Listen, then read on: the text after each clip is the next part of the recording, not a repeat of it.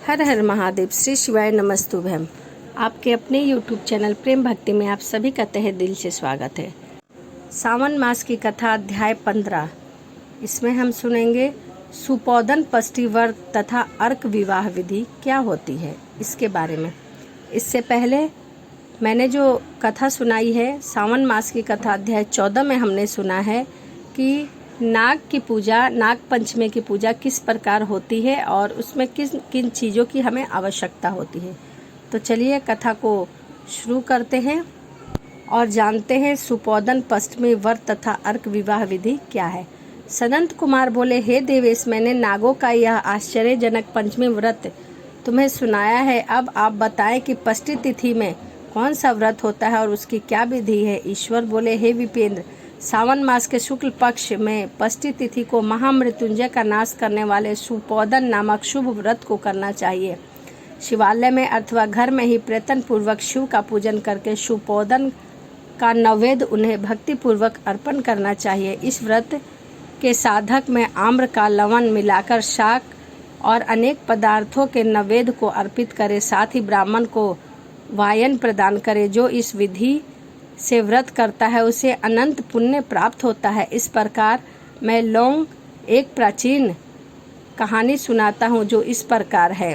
प्राचीन समय में रोहिणी नाम का एक राजा था। काफी समय बीतने के बाद भी उसे पुत्र रतन की प्राप्ति नहीं हुई। तब पुत्र की अभिलाषा से उस राजा ने अत्यंत कठोर तप किया। ब्रह्मा जी ने राजा से कहा, तुम्हारे प्रबंध में पुत्र नहीं है, तुम्हारे भाग्य में पुत्र नहीं है। तब भी पुत्र की लालसा में वह राजा अपनी तपस्या में जरा भी विचलित नहीं हुआ। इसके बाद राजा तपस्या करते करते संकटग्रस्त हो गए और ब्रह्मा जी पुनः प्रकट हुए और कहने लगे, मैंने आपको पुत्र को वर तो दे दिया है, लेकिन आपका यह पुत्र अल्प आयु होगा। तब राजा तथा उनकी पत्नी ने विचार किया कि इससे रानी का बांझपन तो दूर हो जाएगा, संतानहीनता की निंदा तो नहीं होगी। कुछ समय बीत जाने के बाद ब्रह्मा जी ने वरदान से उन्हें एक पुत्र की प्राप्ति हुई। राजा ने विधि पूर्वक उसके जातक कर्म आदि सभी संस्कार किए। दक्षिणा नाम वाली उस रानी और राजा ने अपने पुत्र का नाम शिवदत्त रखा। उचित समय आने पर भयभीत चित्त वाले राजा ने पुत्र का यज्ञोपवीत संस्कार भी किया, किंतु राजा ने उसकी मृत्यु के भय से उसका विवाह नहीं किया।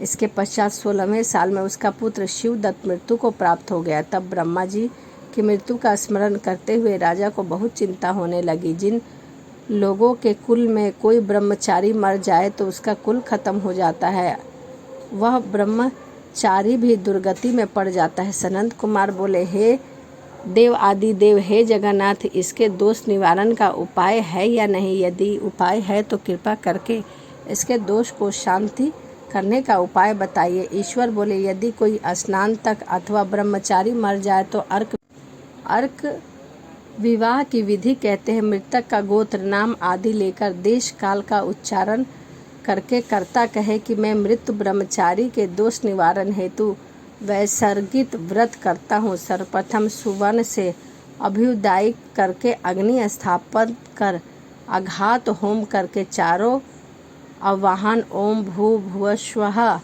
मह से हवन करना चाहिए। इसके बाद व्रत अनुष्ठान के उत्तम फल के नियमित व्रतपति अग्नि के संपदा नाथ विश्वेशदेव के लिए धृत की आहुति डाले। इसके बाद स्वयं शिष्टकृत होम करके अविष्ट होम संपन्न करे। पुनः देश काल का उच्चारण करके इस प्रकार बोले, मैं अर्क विवाह करूँगा। इसके बाद सुवर्ण से अभ्युदय कृत्य करके अर्क शाखा तथा मृतक की देह को तेल तथा हल्दी से लिप्त करके उसे पीले सूत से वेष्टिक करे और पीले रंग के 2 वस्त्र से उन्हें ढक दे। इसके बाद अग्नि स्थापित करे और विवाह की विधि को प्रयुक्त योजन नामक अग्नि के आघार होम करे और अग्नि के लिए आज्य होम करे। उसके बाद चारों आहुतियों में ओम भूर्भुवः स्वः मह बृहस्पति तथा कामदेव के लिए आहुति प्रदान करे। पुनः धृत से स्विष्टकृत होम करके संपूर्ण हवन कर्म समाप्त करे। इसके बाद आग की डाली तथा मृतक के शव को विधि पूर्वक जला दे। मृतक अथवा मृम्यान से नियमित 6 वर्ष तक इस व्रत का अनुष्ठान करना चाहिए। इस अवसर पर 30 ब्रह्मचारियों को नवीन कौपीन वस्त्र प्रदान करना चाहिए और हस्त प्रणाम अथवा कान तक लंबाई वाले दंड तथा कृष्ण मृग चम्र भी प्रदान करना चाहिए। उन्हें चरण पादुका, छत्र, माला, गोपी चंदन, प्रवनमयी की माला तथा अनेक आभूषण समर्पित करके उन्हें इस विधान से व्रत करने पर कोई भी विघ्न नहीं होता। ईश्वर बोले ब्राह्मणों से यह सुनकर राजा ने मन में विचार किया कि यह अर्क विवाह तो मुझे गौण प्रतीक होता है, मुख्य नहीं, क्योंकि कोई भी व्यक्ति मरे हुए को अपनी कन्या नहीं देता है। मैं राजा हूँ, अंत में उस व्यक्ति को अनेक रत्न तथा धन दूंगा जो कोई भी इसकी वधू के रूप में अपनी कन्या प्रदान करेगा। उस नगर में एक ब्राह्मण रहता था। उस समय वह किसी दूसरे नगर में गया हुआ था। उसकी एक सुंदर सी पुत्री थी जिसकी माता की मृत्यु पहले ही हो चुकी थी। ब्राह्मण की दूसरी भी पत्नी थी जो ब्राह्मण की पुत्री के प्रति बुरे विचार रखा करती थी तथा दुष्ट मन वाली थी। कन्या 10 वर्ष की थी तथा दीन थी और अपनी सौतेली माँ के अधीन थी। अतः सौतेली माँ के द्वेष तथा अत्यधिक धन के लालच में 1 लाख मुद्रा लेकर उस कन्या को मृतक राजकुमार के लिए दे दिया गया। कन्या को लेकर राजा के लोग नदी के तट पर शमशान भूमि में राजकुमार के पास ले गए और शव के साथ उसका विवाह करा दिया। उसके बाद विधान पूर्वक शव के साथ कन्या का योग करके जब जलाने की तैयारी करने लगे तब उस कन्या ने पूछा, हे सज्जनों, आप लोग यह क्या कर रहे हैं? तब वे सभी दुखी मन से कहने लगे कि हम लोग तुम्हारे इस पति को जला रहे हैं। इस पर भयभीत होकर बाल स्वभाव के कारण रोती हुई इस कन्या ने कहा, आप लोग मेरे पति को क्यों जला रहे हैं? मैं जलाने नहीं दूंगी। आप लोग सभी यहाँ से चले जाइए, मैं अकेली ही यहाँ बैठी रहूँगी और जब ये उठेंगे तब मैं अपने पति देव के साथ चली जाऊँगी। उसका यह हठ देखकर दया के कारण दीन चिंत वाले कुछ भाग्यवादी वृद्ध जन कहने लगी, अहो, होनहार भी क्या होती है, इसे कोई भी नहीं जान सकता। दीनों की रक्षा करने वाले तथा कृपालु भगवान न जाने क्या करेंगे। सौत की पुत्री का भाव रखने के कारण सौतेली माता ने इस कन्या को बेच दिया। अतः संभव है कि भगवान इसके रक्षक हो जाएंगे। अतः हम लोग इस कन्या को, इस शव को नहीं जला सकते। इसीलिए सभी को अच्छा लगे तो यह लोगों को यहाँ से चले जाना चाहिए। परस्पर ऐसा निश्चय करके वे सब अपने नगर को लौट गए। बाल स्वभाव के कारण यह सब क्या है इसे न जानती हुई भी भय से व्याकुल वह कन्या एकमात्र शिव तथा पार्वती का स्मरण कर रही थी। उस कन्या के स्मरण करने से सब कुछ जानने वाले तथा दया से पूर्ण हृदय वाले माता शिव और पार्वती शीघ्र ही वहां आ पहुँचे। नंदी पर विराजमान उन तेज निधान शिव पार्वती को देखकर उन देवों का ना जानती हुई भी उस कन्या ने पृथ्वी पर दंड की भांति पकड़कर प्रणाम किया तथा उसे आश्वासन प्राप्त किया कि पति से तुम्हारे मिलने का समय अब आ गया है। तब कन्या ने कहा कि मेरे पति अब जीवित नहीं होंगे।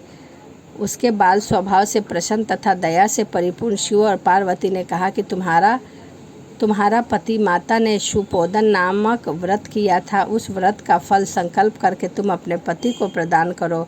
तुम कहो कि मेरी माता के द्वारा जो शुपोदन नामक व्रत किया गया है उसके प्रभाव से मेरे पति जीवित हो जाएं। तब कन्या ने वैसा ही किया। उसके परिमाण स्वरूप शिवदत्त जीवित उठ खड़ा हो गया। उस कन्या को व्रत का उपदेश देकर शिव तथा पार्वती वहां से चले गए। तब शिवदत्त ने उस कन्या से पूछा, तुम कौन हो और तुम यहाँ कैसे आई हो? तब उस कन्या ने उसे सारा वृत्तांत सुनाया और रात्रि हो गई। प्रातः होने पर नदी के तट पर लोग गए। लोगों ने देखा कि राजा वहां वापिस आकर कहा कि हे राजन, आपका पुत्र और पुत्रवधू नदी के तट पर स्थित है। विश्वास लोगों से यह बात सुनकर राजा बहुत खुश हुए और हर्ष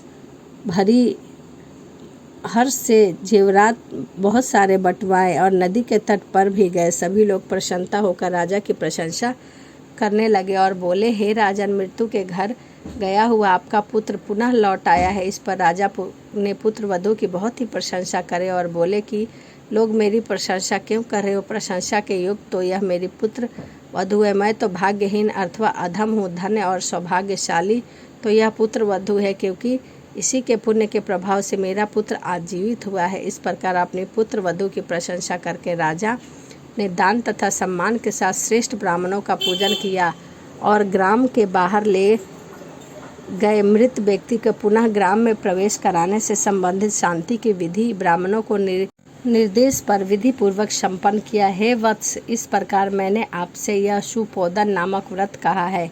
इसे 5 वर्ष तक करने के अंतर्गत उद्यापन करना चाहिए। पार्वती तथा शिव की प्रतिमा को प्रतिदिन पूजन करना चाहिए और प्रातःकाल आम के पल्लव के साथ चरु का होम करना चाहिए। साथ ही नवेद तथा वायन अर्पित करना चाहिए। मनुष्य यदि व्रत की बताई गई इस विधि के अनुसार आचरण करे तो वह दीर्घ आयु पुत्र प्राप्त करके मृत्यु के बाद भी शिवलोक को जाता है। इस प्रकार श्री स्कंद पुराण के अंतर्गत ईश्वर सनंत कुमार संवाद में श्रवण मास महात्म में सुपोदन पष्टि व्रत कथन नामक 15वां अध्याय यहीं पूर्ण होता है।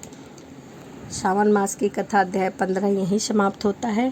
तो चलिए इसी के साथ वीडियो को समाप्त करते हैं और मिलते हैं अगली वीडियो में। हर हर महादेव, जय शिव शंभू।